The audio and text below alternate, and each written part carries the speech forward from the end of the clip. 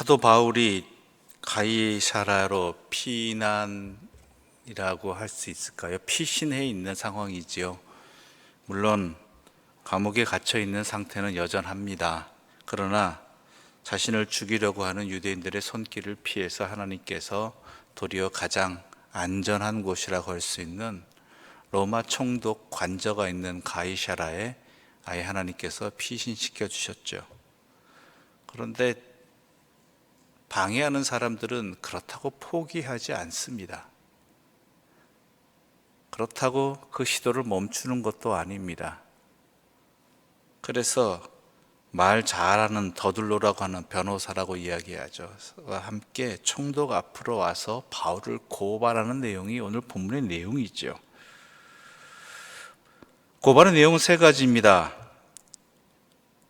유대인들을 소유하게 만들었다. 이건 총독으로서 굉장히 골치 아픈 일입니다. 총독으로서 자신이 다스리는, 관할하는 그 지역 내에서 다스리는 그 민족들이 소란을 일으킨다. 뭐 이렇게 되면은 이것은 총독으로서는 가장 괴로운 일 중에 하나이죠. 이 이야기는 무슨 얘기인가 하면 반대로 얘기해서 유대인들이 조용하게 하려면 당신이 우리 말 들으십시오라는 그러한 협박도, 총독을 향한 협박도 함께 담겨 있는 것입니다. 그래서 오늘 본문에서 이렇게 대제사장 일행이 이렇게 총독에게 말하죠. 3절과 4절 읽어볼까요? 3절과 4절입니다. 함께 읽겠습니다. 벨릭스 각하여, 우리가 당신을 힘입어 태평을 누리고 또 이 민족이 당신의 선견으로 말미암아 여러 가지로 개선된 것을 우리가 어느 모양으로나 어느 곳에서나 크게 감사하나이다. 당신을 더 괴롭게 아니하려 하여 우리가 대강 여짜옵나니 관용하여 들으시기를 원하나이다. 말은 참 점잖습니다. 격식을 갖추고 있지요. 당신 때문에 우리가 태평합니다 라고 이야기하지만 또한 당신의 정책이 우리를 편안하게 합니다, 감사하게 합니다 라고 이야기하지만 이 안에 담겨 있는 이들의 말은 이 평안과 또한 이러한 좋은 관계가 깨지지 않게 협조하여 주십시오 라는 내용이 이 안에 담겨 있는 것입니다. 즉 유대 지역이 평안한 것, 유대인들이 소요를 안 일으키는 것은 우리 대제사장 세력들이, 우리 종교 지도자들이 그들을 아우르고 있기 때문이니까 당신 우리 말을 잘 안 들어주면 우리도 협조하지 않겠다, 이런 의미가 담겨 있는 것이죠. 그러면서 고발한 내용이 바로 이것입니다. 소유죄였고, 두 번째는 불법단체 결성죄라고 할까요? 5절 읽어볼까요? 5절, 6절 함께 읽겠습니다. 5절, 6절입니다. 우리가 보니 이 사람은 전염병 같은 자라, 천하에 흩어진 유대인을 다 소유하게 하는 자요, 나사렛 이단의 우두머리라. 그가 또 성전을 더럽게 하려 함으로 우리가 잡아싸오니. 불법단체란 뭡니까? 나사렛 이단의 우두머리다라고 이야기하는 것이, 나사렛 이단의 우두머리다. 그러니까 불법 종교단체다, 이 의미죠. 그러니까 로마로서는 허용하지 않는, 그러니까 로마가 대부분의 종교들은 허용하는데 그 원칙이 있습니다. 그것은 뭐냐면 오래되었고 또한 로마의 평화를 깨지 않아야 되고 사회에 분란을 일으키지 말아야 된다라는 그러한 원칙이 있습니다. 정통성이 있어야 된다는 것이고 또한 반사회적이지 않아야 된다는 것이죠. 그렇지 않은 집단이라고 이야기하는 것입니다. 왜냐하면 예수께서 로마의 십자가형을 받으셨잖아요. 당시로서 그 집단의 우두머리가 십자가형을 받는다는 것은 그 집단 자체가 로마로서는 부당한 집단이다, 불량한 집단이다라고 인정할 수밖에 없는 그런 상황이죠. 게다가 성전을 더럽게 하였다라는 것은 예루살렘 성전을 모독하였다, 우리의 종교도 지켜주지 않는 모독하는 자이다라는 고발을 한 것입니다. 이에 대해서 사도 바울이 답변하는 내용이 바로 10절부터 쭉 이어지게 되는데요. 첫 번째 항목이 뭐였습니까? 유대인을 다 소유하게 하는 자다. 지금 유대인들이 모여 있는데 유대인들을 다 소유하게 하는 자다. 거기에 대해서 사도 바울은 이렇게 이야기합니다. 내가 예루살렘에 온 지 열 이틀밖에 안 되었는데 무슨 소요를 일으키겠느냐. 내가 열 이틀 동안 와가지고 한 것은 종교적 결례를 행하고, 여기서 결례라는 건 신뢰란 말이 아닙니다. 절차에 따라서 제사도 드리고 또한 정결 예식도 갖고 이러한 모든 절차를 열이틀 동안, 왜냐하면 이방 지역에 있다 왔으니까 유대인들은 이방은 부정하다고 생각하잖아요. 부정한 곳에서 왔으니까 예루살렘 성전에 와서 제사를 드리면서 며칠 동안 정결 예식을 거쳐야 되만 했습니다. 열이틀 동안 내가 그거 하고 거기에다가 또 뭘 했느냐, 제사를 드릴 뿐만 아니라 예배하는 데 집중하고 있었는데 무슨 소요를 일으키겠습니까? 누구를 만나고 누구가 집단 현성에서 반란을 일으키고 가겠습니까? 라는 것이죠. 요즘식으로 얘기하자면 내가 해외에 들어서 코로나 격리를 하고 있는데 내가 어디 가서 누구랑 만나서 뭘 하겠습니까? 라는 거예요. 격리하고 있는데. 말도 안 되는 누명이다라는 것이죠. 만약에 그런 일이 있었다면 목격자를 데리고 왔어야 되는데 보십시오. 여기 목격자가 없지 않습니까? 라고 말하고 있죠. 또 불법 단체로 나를 고발하고 있는데 그것은 말도 안 된다라고 이야기합니다. 무슨 얘기냐? 저 사람들과 똑같이 나를 고발하고 있는 유대인 대제사장과 같이 내가 섬기고 있는 것은 하나님이다. 똑같은 하나님을 섬기고 있다. 하나님의 도를 전하고 있다. 그런데 어떻게 내가 이단이 되겠느냐라는 거예요.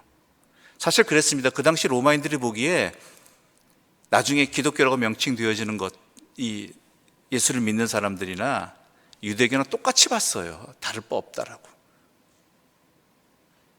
마치 세상 사람들이 종파가 다른 천주교나 또한 우리 감리교나 또한 우리 장로교나 뭐 다 뭐라고 얘기해요?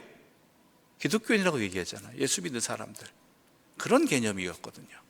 그러니까 이것 또한 말이 되지 않는다라는 것이죠. 다만 우리가 갖고 있는 것은 부활에 대한 소망이 있을 뿐이다. 왜냐하면 대제사장 무리들이 당시로서는 사두개인들이 중심이었거든요. 사두개인들은 부활을 믿지 않았습니다. 바리새인들은 믿었지만.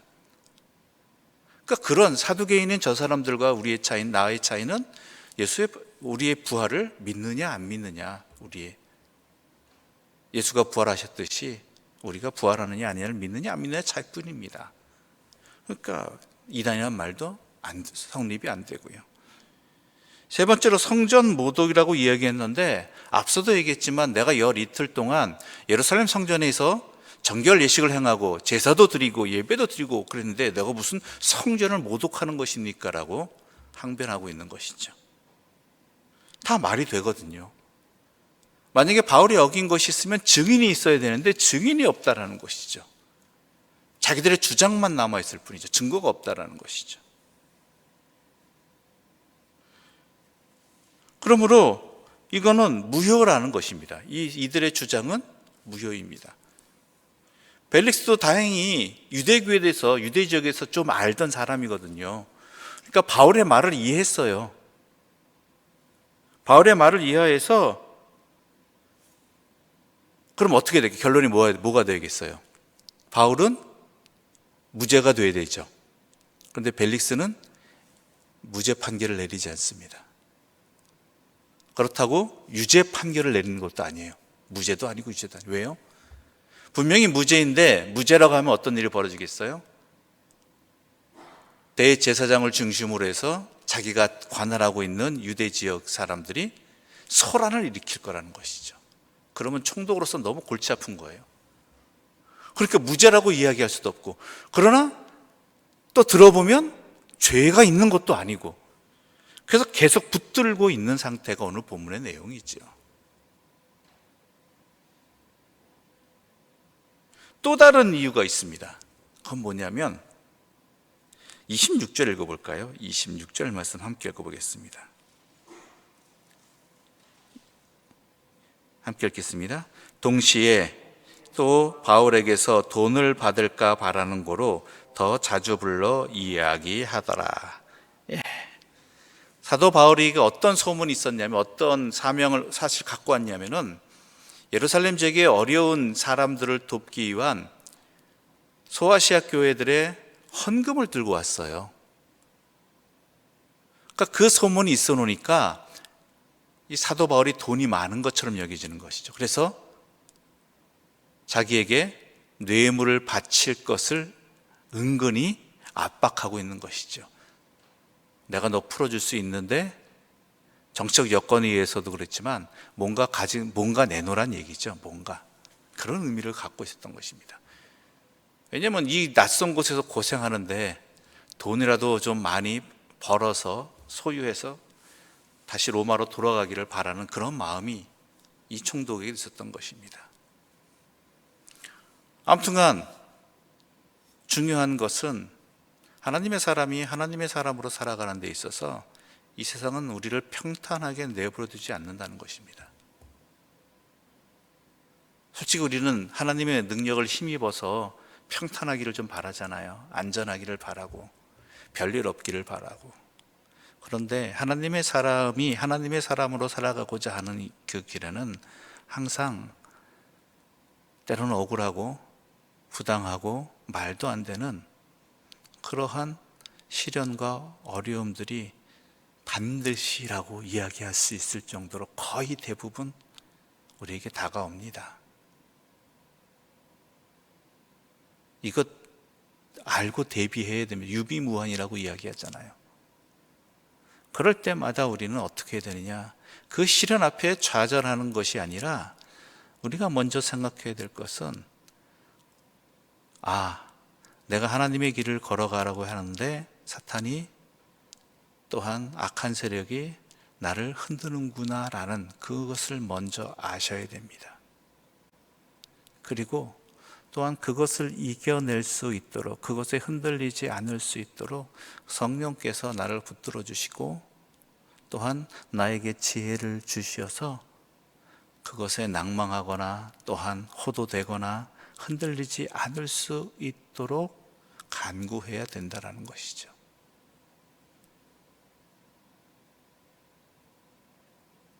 그럴 때 우리는 이러한 시련 속에서 우리의 믿음의 자리를, 또한 유혹의 자리를 물리칠 수 있고 도리어 하나님의 뜻을 드러낼 수 있는 기회가 될 수 있다는 것입니다. 그런데 또한 우리가 명심해야 될 것은 그 결론이 빨리 나지 않는 경우가 많습니다. 분명히 무죄이잖아요. 그렇지만 또 그것이 이것이 쉽게 뻔한 결론도 그렇게 쉽게 나지 않는 경우가 많다라는 것이죠. 그래서 인내가 필요합니다. 거기에서 우리가 지치잖아요. 거기서 힘들잖아요. 이게 빨리 결론이 가타부타 났으면 좋겠는데 계속 지지부진하면 매우 힘들어집니다. 그것 또한 우리에게 다가오는 시련의 자리입니다. 방해의 자리입니다. 시간 또한 때 또한 하나님께 달려 있음을 믿고 하나님께 견딜 수 있는, 이길 수 있는, 감당해낼 수 있는 힘을 달라고 또한 이것 또한 기도해야 되는 것이죠. 그런데 분명히 아셔야 될 것은 이러한 시련과 어려움의 자리들이 단지 시련과 어려움으로 끝나지 아니하고 하나님의 뜻이 이루어지는 자리가 되어진다라는 것입니다.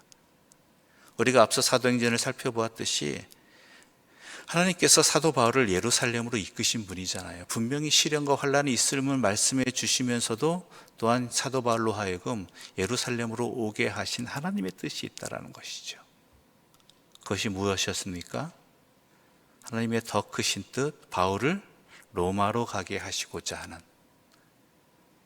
이 거대한 제국의 수도로 복음의 씨앗을 뿌리게 하시고자 하는 하나님의 뜻이 있다라는 것이죠.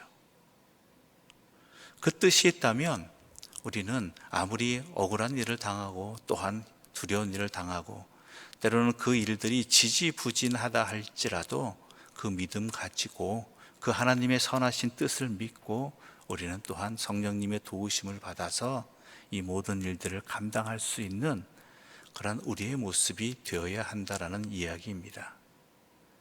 사도 바울을 통해서 바로 그러한 것을 깨달을 수 있는 이 새벽이 되기를 바라고, 또한 여러분이 처해 있는 상황 속에서 이 말씀이, 이 상황이 여러분들의 귀중한 지혜가 되기를 바라고 여러분이 이겨낼 수 있는 힘이 되기를 간절히 소망합니다. 기도드리겠습니다. 하나님 아버지, 감사합니다. 주의 길을 걸어가고자 하는 이들에게 어떠한 시련이 있는지 그 시련이 또한 쉽게 물러가지 않는 악한 일들임을 분명히 알려주셔서 감사합니다. 이제 우리가 우리에게 다가오는 시련들을 그저 두렵고 떨리는 마음으로만 바라보는 것이 아니라 사도 바울처럼 담대한 마음으로 주의 성령을 힘입어서 바라보게 해주시고 깨닫게 해주시고 감당케 해주시고 인내하게 하여 주시옵소서. 그 시련을 당하게 하신 하나님의 뜻이 있음을 믿고 그 뜻 가운데 또한 하나님의 선하신 일들을 소망하며 힘을 내어 끝까지 잘 감당하는 우리 모두가 되게 하여 주시옵소서. 예수님의 이름으로 기도드립니다. 아멘. 하늘에 계신 우리 아버지, 아버지의 이름을 거룩하게 하시며 아버지의 나라가 오게 하시며 아버지의 뜻이 하늘에서와 같이 땅에서도 이루어지게 하소서. 오늘 우리에게 일용할 양식을 주시고 우리가 우리에게 잘못한 사람을 용서하여 준 것 같이 우리 죄를 용서하여 주시고 우리를 시험에 빠지지 않게 하시고 악에서 구하소서. 나라와 영광이 영원히 아버지의 것입니다. 아멘.